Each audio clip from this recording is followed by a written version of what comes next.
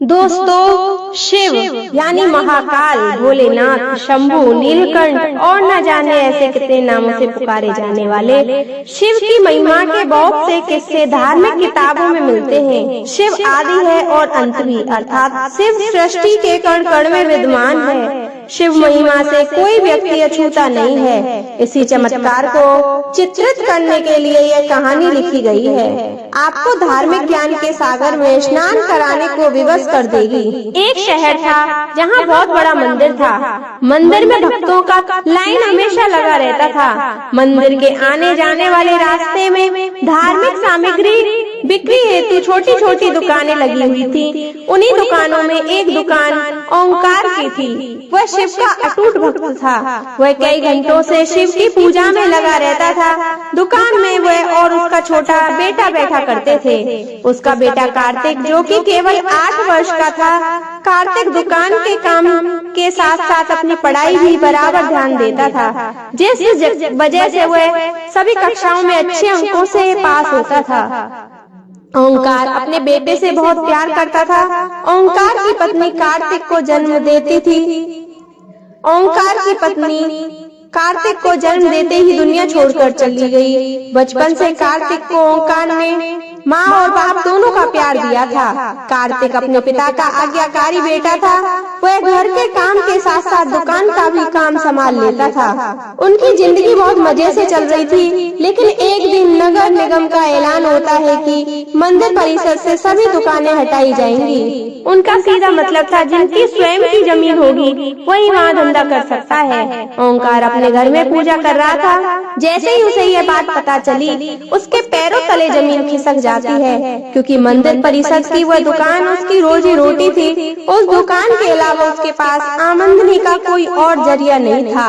वह तुरंत भगवान शिव के सामने बेसुध होकर लेट गया। ओंकार की आंखों में आंसू आ जाते हैं। वह शिव भगवान से कहता है, क्यों दे रहे हो मुझे इतनी तकलीफ? प्रभु, क्या मैंने कोई पाप किए हैं?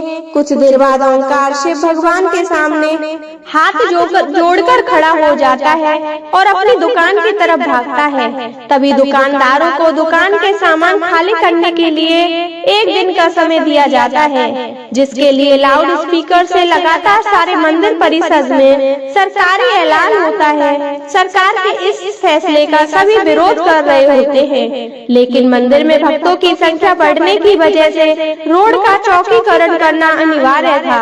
प्रशासन ने मंदिर में थोड़ा दूर एक सरकारी जमीन में दुकानें बनाने की इजाजत दे दी थी, लेकिन उन जमीनों को लीज पर दिया जाना था। लीज की रकम लगभग जमीन की कीमत के बराबर ही पहुंच रही थी, जो कि ओंकार की पहुंच से बाहर थी। ओंकार दुकान के अलावा कुछ और काम नहीं कर सकता था, इसलिए वह लीज पर जमीन लेने के लिए आवेदन भर देता है और 2 ही दिनों के अंदर उसे 35% राशि जमा करवाने का नोटिस मिलता है। उसने कई सालों से दुकान के पैसे जमा कर जोड़े थे, इसलिए उसके पास लगभग आधी राशि थी। इसलिए वो 2 दिन के अंदर 35% रकम जमा करवा लेता है और बाकी का बचा हुआ 15 दिनों के अंदर जमा करवाने का समय दिया जाता है। ओंकार अपने बेटे से कहता है, बेटा, हमें यह जमीन कुछ भी करके लेना होगा। मेरे पास आधे ही पैसे हो पा रहे हैं, बाकी पैसों के लिए हम बैंक से लोन ले लेते हैं। कार्तिक उम्र में छोटा जरूर था, लेकिन बहुत समझदार था। वह अपने पिता की बात से सहमत हो जाता है। ओंकार अपने बेटे को लेकर बैंक पहुंच जाता है। प्रबंधक के पास जाकर लोन के लिए आवेदन दे देता है। बैंक प्रबंधक उससे कहते हैं, हम आपको बैंक लोन तभी दे सकते हैं जब कोई ऐसा व्यक्ति आपकी गारंटी दे जिसका खाता हमारे बैंक में हो।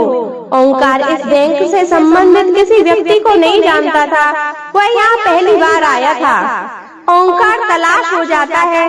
बैंक के बाहर सर पे हाथ रखकर बैठ जाता है। तभी उसके पास एक व्यक्ति तिलक लगाए पहुंचता है। वह कार्तिक को एक चॉकलेट देता है और ओंकार से पूछता है, क्या बात है, आप परेशान लग रहे हो? ओंकार अपनी समस्या उसके सामने रख देता है। तभी वह व्यक्ति कहता है, बस इतनी सी बात है, चलिए मैं आपकी गारंटी देता हूँ। मेरा भी खाता इसी बैंक में है। यह बात सुनते ही ओंकार के चेहरे में चमक आ जाती है। वह जल्दी से अपने कागज लेकर बैंक के बाहर दौड़ता हुआ आता है। ओंकार अंदर पहुंचकर बैंक प्रबंधक के सामने गारंटी के तौर पर इसी व्यक्ति को प्रस्तुत कर देता है। सारी प्रक्रिया होते ही ओंकार को बैंक से लोन मिल जाता है। लोन मिलते ही वह भोले बाबा को प्रणाम करता है और जमीन का पंजीकरण करवाने के लिए राशि नगर निगम में जमा कराने पहुंच जाता है। राशि जमा होते ही ओंकार को जमीन दे दी जाती है। 2 दिनों के अंदर ओंकार जमीन की दुकान बनवा लेता है। ओंकार दुकान के अंदर सबसे पहले शिव जी की मूर्ति स्थापित करता है और उसके बाद अपने धंधे की शुरुआत कर देता है। उसे लोन चुकाने का टेंशन खाई जा रहा था। ओंकार की दुकान सबसे आखिर में थी, इसलिए उसकी दुकान से कम ग्राहक पहुंच पा रहे थे। वह इतना भी पैसा नहीं कमा पा रहा था कि उसके प्रतिदिन के खर्चे पूरे हो सके। ओंकार परेशान रहने लगा।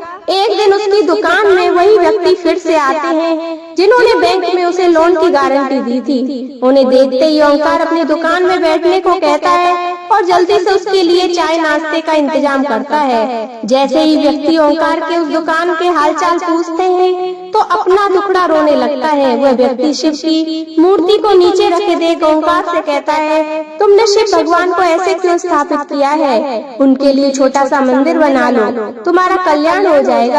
और इतना कहकर वह वहाँ से चला जाता है। ओंकार उस व्यक्ति के सामने अपने काम में लग जाता है। 1-2 महीने के अंदर ओंकार की हालत बदतर हो जाती है। वह कर्ज से डूबता जा रहा था, लेकिन उसके बावजूद वह शिव जी की पूजा करना नहीं छोड़ता। जितना हमेशा से देता था उतना ही समय देता है। एक दिन वह थोड़ा जल्दी दुकान में पहुंच जाता है। दुकान की साफ सफाई करने लगता है। और दुकान की साफ सफाई करने लगता है। ओंकार को अचानक उस व्यक्ति की बात याद आती है, शिव के लिए छोटा सा मंदिर बना लो। तभी ओंकार कुछ मजदूरों को बुलाकर दुकान के कोने में छोटा सा मंदिर बनवाने के लिए गड्ढा खुदवाने लगता है, लेकिन बहुत प्रयास करने के बाद भी उस जगह गड्ढा नहीं खोद पाता। वह मिट्टी हटाकर मजदूर देखते हैं, वह दंग रह जाते हैं। उन्हें एक विशाल शिवलिंग का ऊपरी हिस्सा दिखाई दे रहा था। जैसे ही किनारे किनारे मिट्टी हटाते हुए गहराई तक जाते हैं तो सभी के पसीने छूट जाते हैं, क्योंकि यह कोई साधारण शिवलिंग नहीं था। इसका आकार बहुत विशाल था। इसका पत्थर फौलाद से भी मजबूत था। शिवलिंग निकलते ही दुकान के चारों तरफ से हजारों लोगों की भीड़ जमा हो जाती है। दूर दूर से लोग वहां शिवलिंग देखने पहुंच जाते हैं। शिव जी की इतनी बड़ी मूर्ति जमीन के अंदर से निकलते ही खनिज विभाग के लोग उसे जब्त कर लेते हैं। शिवलिंग को मंदिर की संपत्ति मानकर मंदिर में स्थापित कर दिया जाता है, लेकिन मूर्ति निकलने की वजह से ओंकार की दुकान की कीमत आसमान छूने लगती है। सभी ग्राहक उसी दुकान से सामान लेने के लिए लाइन लगाने लगते हैं। दरअसल लोग उस जमीन को शिव जन्मभूमि का अंश समझने लगे। शिव महिमा ने ओंकार का जीवन बदल दिया। इसी के साथ ये कहानी समाप्त हो जाती है। बोलो हर हर महादेव।